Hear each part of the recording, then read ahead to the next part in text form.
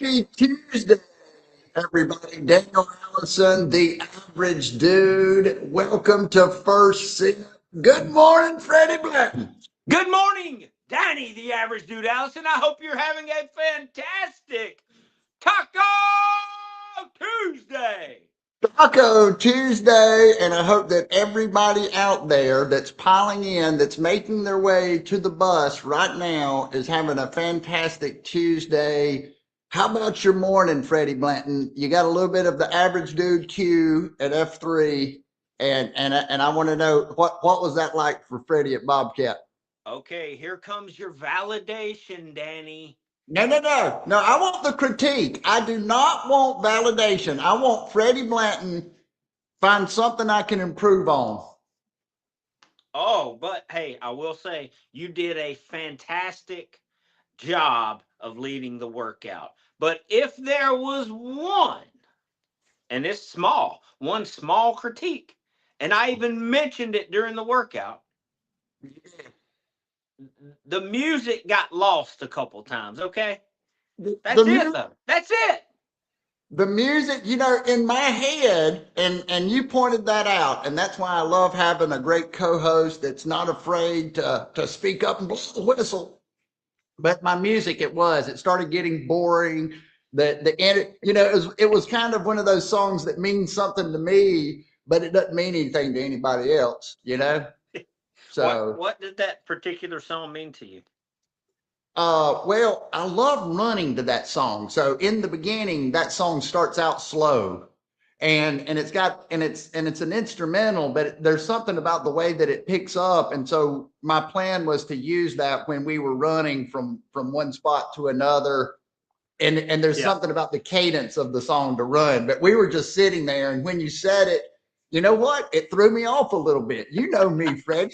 It threw me off. I was like, oh no, my music's terrible. And so yeah, so that was kind of something. What's up? I got a cup of coffee here. I'd love to just take a look.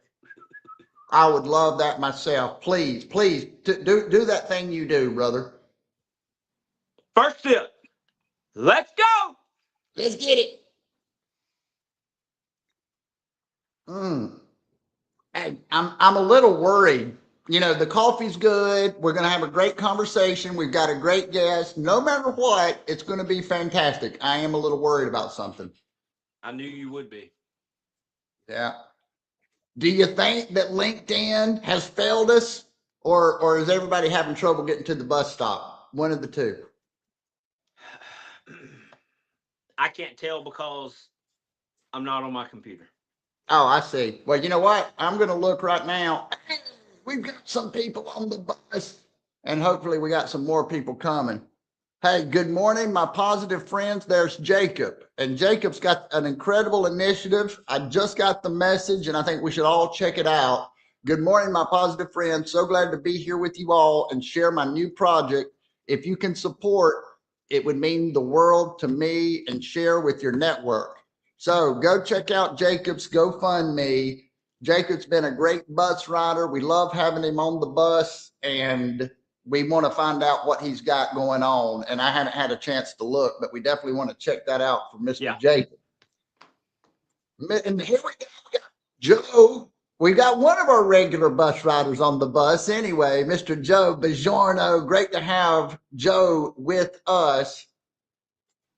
Uh, and good morning, people. Let's go. There's George. And here's the truth of the matter. And I thought something might be going on. It cut out on me. Ooh. Wah, wah, wah. Yeah. So, hey, you know what? Sometimes with StreamYard and LinkedIn, it doesn't connect, but we're live on Facebook. We're live on X. We're live on YouTube. That's it. So go to your YouTube and watch this interview, and watch me and Fred get our minds right for Tuesday. You ready to have a great Tuesday, Fred? How are you I feeling, was, brother? I was born ready to have a great Tuesday. That's why I got up early. I know it. And got I our beat the workout. sun up. You beat the sun up, and it's going to be a beautiful day in Spartanburg, and we're going to have great people. And hopefully, hey, what do you know? The technical issues, they might get along, because we love getting great comments. We love hearing great from great people. like Julie Toredo. She made it to the bus. Great to see Julie here this morning. And hey, we do this thing with coffee. And me and you, we love that little dopamine kick. Don't you love the dopamine kick that you get from a little caffeine? Yes, if that's what it is, yes, I love it. Yeah, a little, whatever those things that are make you feel good in your head, that happens after you drink that first sip of coffee, and that's fantastic. But what I will say, after 450 episodes, I believe we've done the impossible. We have found a guest that doesn't drink coffee. She seems to have pretty good energy. How is that so, Danny? I don't know. We're going to have to figure it out. She's a 20-year radio legend who dominated the airwaves from Philly to Seattle. But her real strength showed up when she had to MacGyver her own life back together after a major health crisis. You said you've never watched MacGyver. Yeah, that's no, wasn't my thing.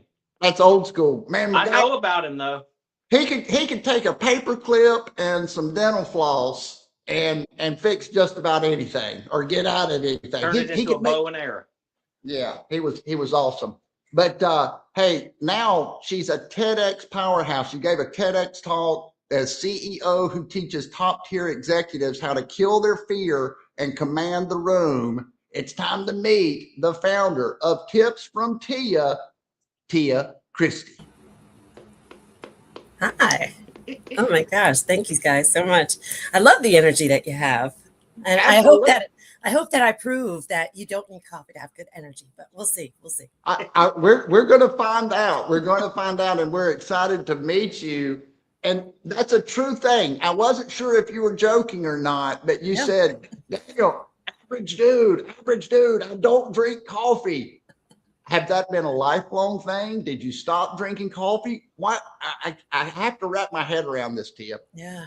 I've never been a big coffee drinker ever. Not really ever into the coffee situation.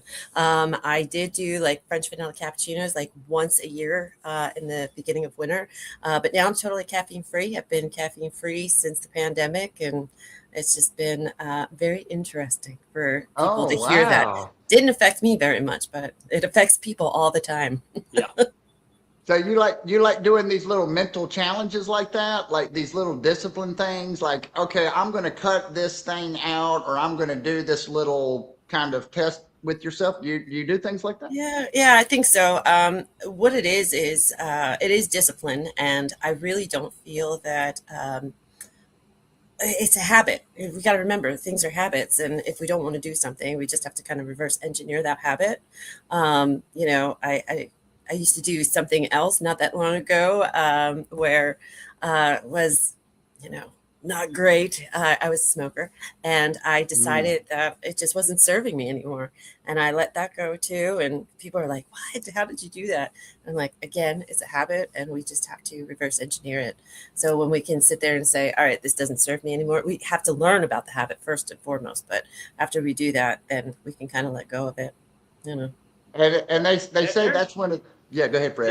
there's some times where I'm like, you know what? I'm done with sugar. I am giving up sugar. Mhm. And then after dinner, I change my mind. It happens. Yeah, We like sugar after dinner too. It's very satisfying to the system. we We're gonna we nerd we out the have whole time. Yeah, we have these great things, but then sometimes they come back. But it is hard, and we, there's always that one thing within all of our lives that we know is kind of our kryptonite. Wouldn't you say, Tia? It's like Yeah. that thing that takes our energy that we know it's not a winning thing, and it's a good thing to identify that, isn't it? Oh yeah, absolutely. I always tell people, I'm like, look, I don't have many vices anymore, so if one pops up, like just bear with it. Habits are habits, right? We get to determine if they're good or bad, right? So somebody says, oh, that's a bad habit. Well, it's a bad habit to them. Maybe it's not a bad habit to you. And Yeah. you got to figure that out. I mean, and I say that, sparingly, obviously, say no to drugs, kids, like all the time. But, it's like one of those things where you can sit there and say, oh, you know, I bite my nails. Well, if you're not causing harm to yourself or somebody else, I'm not going to sit there and ridicule, but know the facts about it. Know the facts. There's a lot of bacteria. There's a lot of things that can happen. You can ruin your quick. You can do like all of these things when you have certain habits, but you have to decide, is it a bad habit or is it just a habit? Absolutely. Everybody kind of knows what their best self looks like, what their goals are, and I think that's true, right? Fred, Right. what you got on your mind there? Oh, I was just thinking, okay, what could be my vice at the moment? Uh, Coffee? what could, I don't know. It is yeah. caffeine. Oh There we yeah. go. Yeah. Yeah, maybe it is. Well, it can be little things though, right? For me, the caffeine, I would wake up and I might have, if I wasn't doing this, I would have had a little bit of caffeine before we went to the workout this morning, right? And just that little bit of delayed gratification and saying I'm not going to have that first sip until 7:55, just that one little kind of discipline thing, it helps you pick up some momentum for the day, I think. Wouldn't you agree? Hey, if it works for you, I think that's what it is. And if Yeah. you're not having to crash afterwards, a lot of Yeah. people will tend to have a crash. It's like sugar, just like Freddie said, Yeah. Yep. we do a sugar rush and boom, and then all of a sudden we have a crash, and it doesn't serve us in the proper way. Absolutely. But if it's in moderation, I say go for it. I mean, I know some people that drink like 8 cups of coffee a day. If that's Yeah. what serves you, cool. I'm Yeah. not going to criticize because they go back and forth. It's like eggs; they're good for you, they're bad for you. Coffee's good for you, it's bad for you. Just what's good and bad for you for the most part. Your system is going to tell you. We have very smart systems, and I think that if we listen to it, we're really going to be guided. So I agree. It's really being aware of what's going on inside. Well, take us back in the time machine with Tia and tell us about where tips from Tia came from. Take us back in that story and how you decided to become an entrepreneur and to start as we learn a little bit more about what you do. Tell us how it all started. all right, so Tips from Tia is a really cool story, actually. I've been doing Tips from Tia since I was a kid. I started with a local magazine at the age of 16, and I was writing about pimples and prom. And really, from that point forward, I always felt, and I think a lot of people do, especially at a very young age, what is my purpose? What am I here for? And what comes easy to me? What comes hard? Human nature says we have to do something hard for it to be important. And that usually is not the case. Usually we have to do something that comes easy to us because that's the gift that we were given. And I was thinking about it, and I'm like, I give useless information. I'm a vault of useless information. And I used to say that for years. And it was, I just could retain, or I had, sometimes it was even common sense on how to get a stain out of this or how to do that. And I just, I kind of rode with it. And people would call me, and they called me MacGyver when I was a kid. They'd be like, oh, Yeah. you're such a MacGyver when it comes to that. But it was very interesting because somewhere along the line, I ended up getting mold toxicity poisoning. So that was the health scare. And like, it's horrible. I don't know if you've ever heard of it, but it's horrible. Mold toxicity. Yeah, mold toxicity poisoning. So I bought a Ooh. house, and the house was making me sick, and it took a Wow. while to figure out what it was. But you lose everything. You lose your mobility. You lose your abilities to speak, and like, yeah, it's just really, really interesting how that goes. Like, I couldn't even sign my name at one point in time. I forgot my times tables. How long did it take you to figure out? Sorry, that's It's just okay. how long did it take you to figure out that you had toxic mold in a house that you had just bought, right? Well, I started getting sick within like 6 months Yeah. of being there. And then after that, it was trying to figure out like what was making me What sick. was it? Yeah. Yeah. So there was a lot of testing. I mean, it was very interesting. They gave me, they threw everything but the kitchen sink at me, trying to figure it all Yeah. out. And Right. so what ended up happening was I'm a glorified nerd. I love saying I'm a nerd because I really enjoy reading like medical journals and different things like that for fun. And I was doing my own research at the same time. And I came across this journal and it was like, hey, it could be multoxicity poisoning. And I was like, wow. So I went to the doctor and I asked him, and of course, he's been on this journey with me for months at this point. And he says, all right, I'll test you for it. He says, I doubt that's what it is, but let's see. And of course, it came back, it was. And he was like, okay, what are we going to do? Let's figure out what's the best course of action here. And we figured it out. And that is when I took tips from Tia to the next level because I was having so much brain fog. I didn't want to forget these things. And I was like, okay, if this doesn't work, I want that material to be available. And I didn't even think available for like the world. I thought of it more as available for like my nieces or, family, friends that can sit there and say, oh, she's got this thing, where we can go and look at all the tips.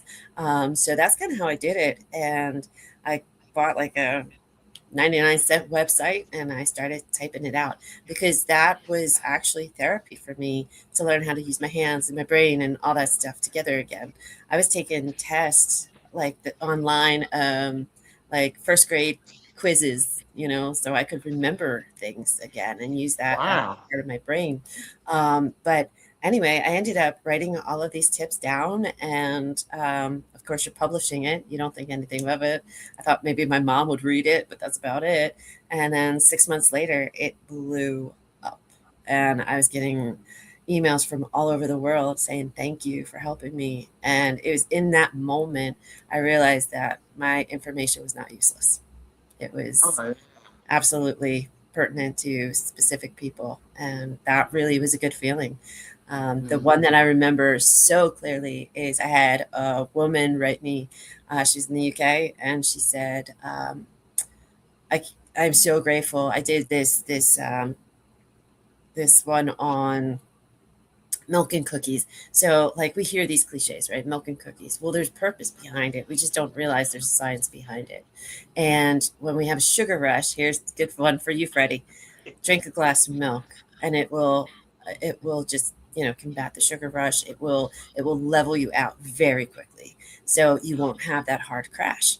And so I had put that out there, and she was telling me about her 3-year-old who she couldn't even take to a birthday party because she would have this sugar rush and just cause havoc. And but she tried the cookies and milk trick. She tried the milk, and it was a godsend. And she was like, I feel like I've gotten my life back. Like, that was just so cool. So, I mean, you could hear the tears as she was writing. So it was beautiful. And that's a powerful thing, and I'm sure that's what encouraged you in the beginning to not only stick with it, but it gave you confidence. It gave you confidence that what you had inside of you that you could share, and that people were going to be really impacted by that. So when you think about the folks that maybe have something that they want to share, but they're a little nervous to share it, or they feel some type of hesitation or vulnerability about sharing it, what kind of encouragement could you give to them to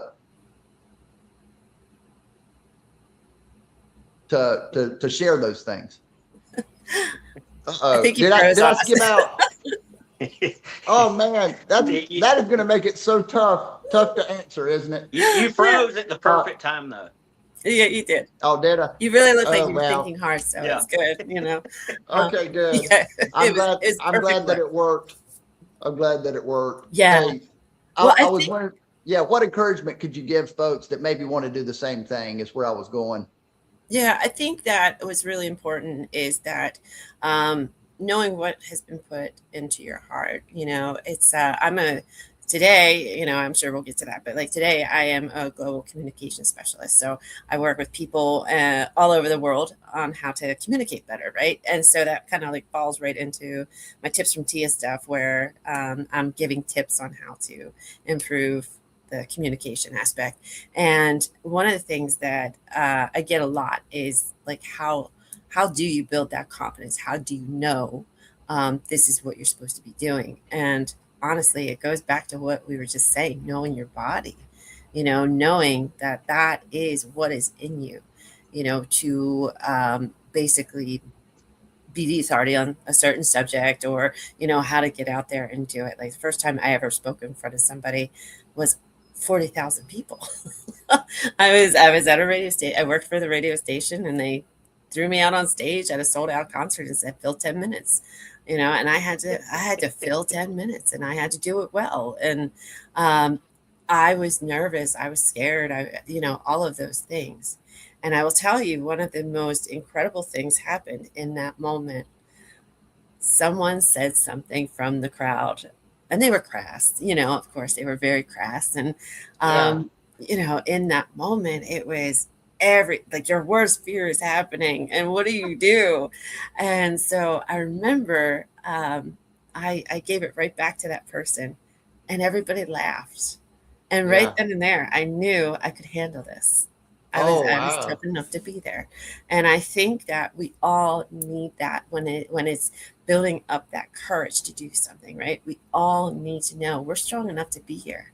And Yeah. when we can give ourselves that moment, when we can take witness to, it's already, the universe is providing it for us. We don't have to sit there and clam up and be all inside ourselves. Like, let's make ourselves be that fear, like that moment, right? So one of the things that I do with a lot of my clients is, you know, what is the number one fear that people have?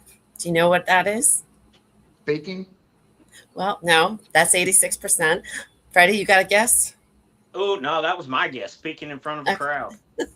Well, it's pretty up there, but the number one fear is looking stupid. People would Oh, rather die than look stupid. I can believe that. So one of the things that I do is I force the issue, and we get Ooh, stupid. And so wow. once we face that fear, then we can handle anything, right? And Wow. we have to do that on a repeated basis. And I'm not saying go base jumping or anything like that. It's not about becoming, an adrenaline junkie or anything along those lines. But what it is it's really making sure that you are facing what you think could happen in that moment, and that's going to help build that courage. So yeah, I think I that's the easiest way to do it. what I love concert that. was it?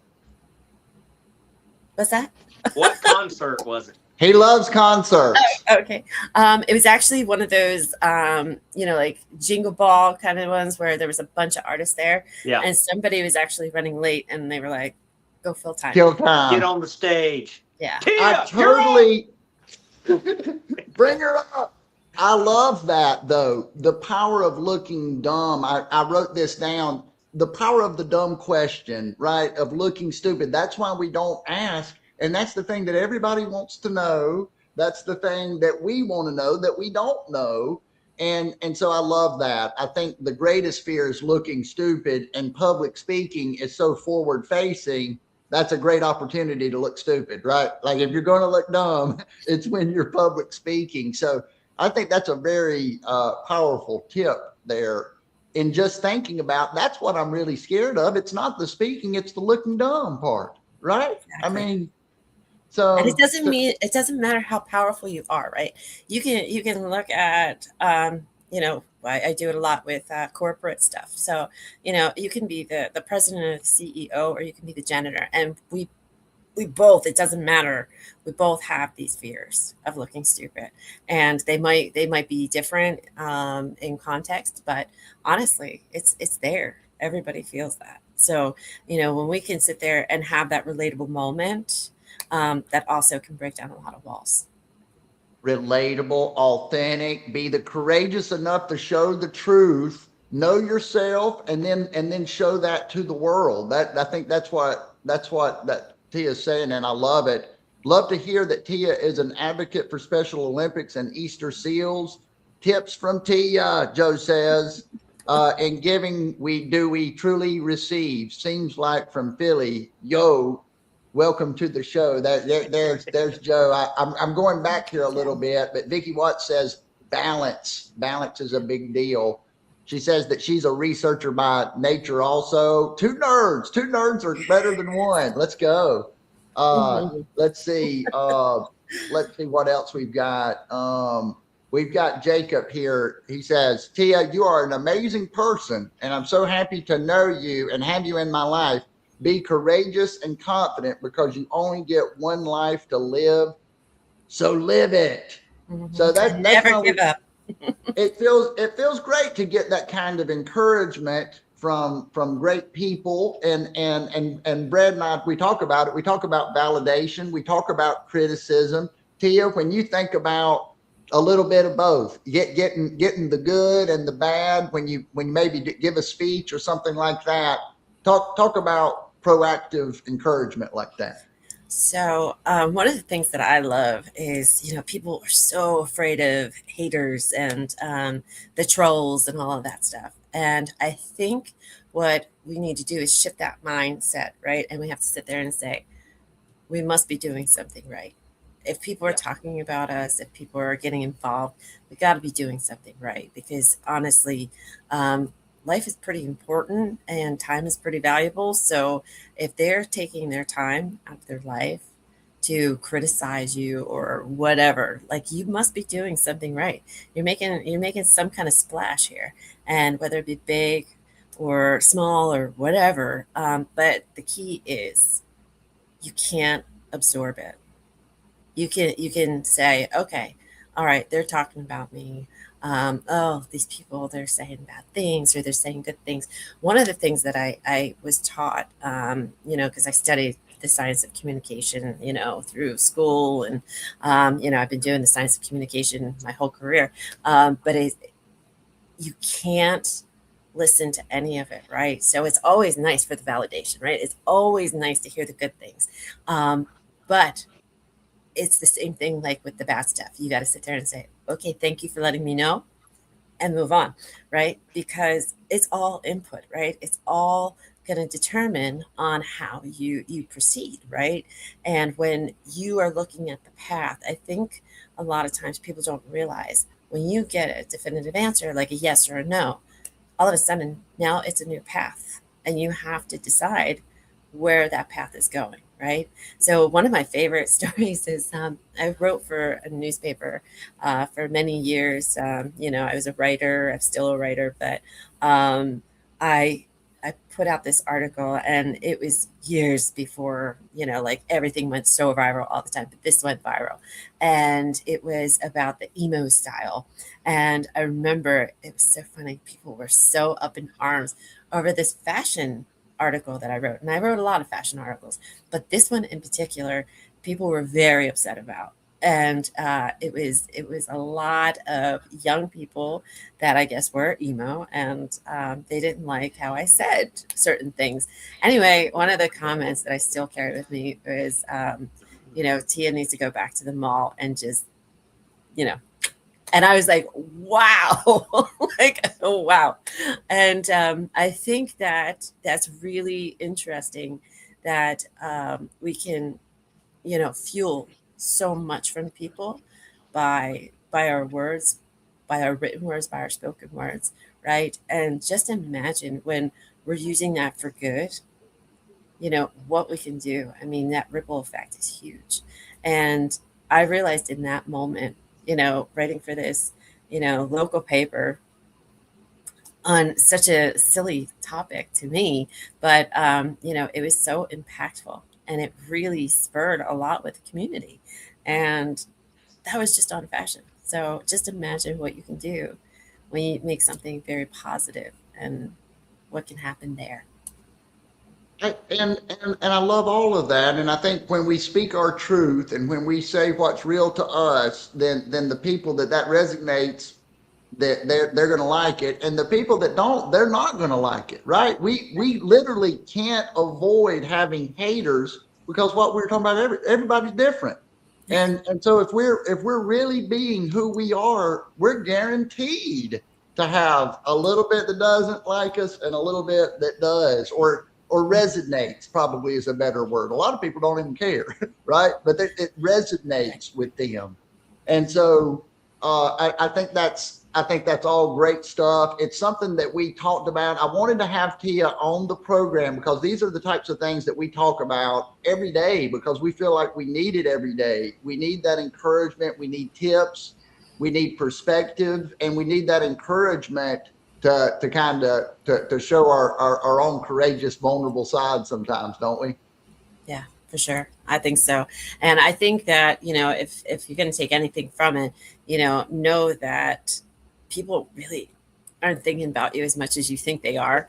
And when you think somebody's not thinking about you, they probably are, so it's like, it's like, you got to understand the balance of it. But Absolutely. we really need to remember to give ourselves validation and not rely on other people for it. And I think that, if it feels like you're doing the right thing. Now, most people don't think they're the villain in a story, like you're not going to meet people where they're like, oh my gosh, I'm such a bad person. That's very rare when that happens. But you are going to have to learn how to sit there and say, I don't need the validation to make this happen. And it is so hard. But, I remember that 16-year-old girl writing about pimples and prom and sitting there and saying, okay, this is the truth. This is my truth. This is what I want to write about. And you know what? It became relatable to the people it became relatable to.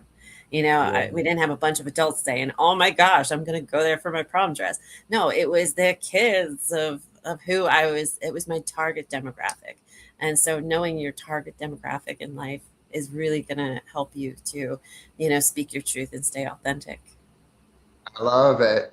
Now, what I like to do after we've been chatting for a little bit, at the end of the program, I like to pass the ball to Freddie Blanton for that final thought. So he does a big summary, he shakes it all up, and he says, "This is what we learned." So I'm gonna put easy. You ready for this? I'm ready, brother. You can be impactful by telling your truth, and somebody out there wants to hear it. That's a fact. Oh, I love it. That is the message today. Go out, say your truth, follow Tia Cristy, tips from Tia. Go to her website. She teaches on communication. She talks a lot about a lot of great stuff that we didn't get to. But hey, thanks for joining us today, Tia. Thank you. This is like the fastest time ever. I really enjoyed myself. Hey, you ought to do it for 450 days in a row, right? It's just Thank you for having me. Thank you. Absolutely. You guys have a great day. We'll see you right back here on Pump Day.